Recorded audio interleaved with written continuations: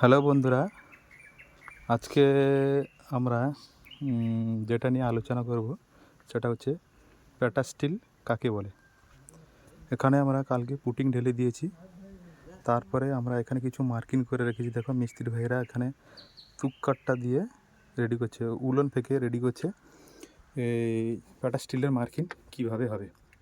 এখানে দেখছো মিস্ত্রি ভাই উলন ফেঁকা হ্যাঁ, এখানে উলন ফেঁকিয়েছে। ওইটা হচ্ছে আমাদের যে ভিতরের মার্কিংটা আছে, এটা হচ্ছে আমাদের পিলারের সাইজ। পিলারের মার্কিং আছে 400 mm, 400 mm বাই 200 mm, যাকে আমরা 8 ইঞ্চি বাই 16 ইঞ্চি আমাদের পিলারের সাইজ। এবং আমাদের পেটা স্টিলের যে সাইজ হবে, পেটা স্টিলের সাইজ আমরা ঘুরিয়ে এই সাইডে দেখাচ্ছি। পেটা স্টিলের যে সাইজ আছে এখানে, এইটাই আউটার থেকে এই আউটার পর্যন্ত 500 mm, মানে 20 ইঞ্চি বাই এই সাইডের দিকে আছে 300 mm। 300 mm মানে হচ্ছে 1 ফিট। এই যে 2 ইঞ্চি সাইড, 2 ইঞ্চি করে আমরা প্রজেকশান বের করেছি।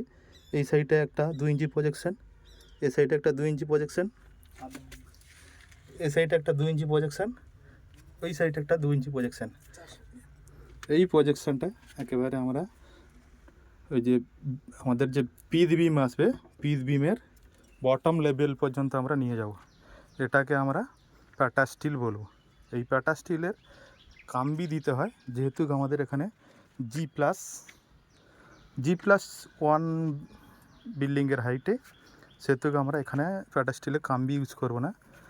আমরা যদি কাম্বি ইউজ করতে হয় তাহলে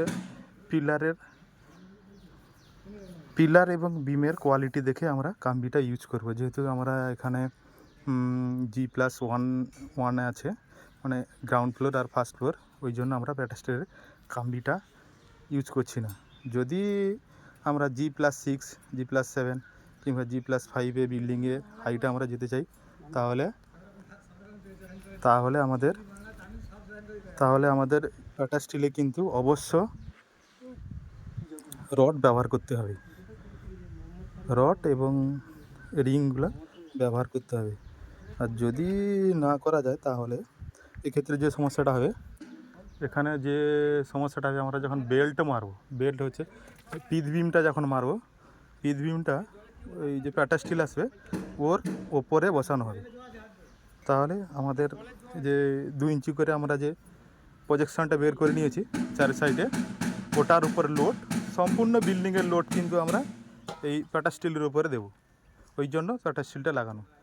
ভিডিওটা যদি ভালো লাগে অবশ্য আমাদেরকে ফলো করবেন, লাইক শেয়ার কমেন্ট করবেন।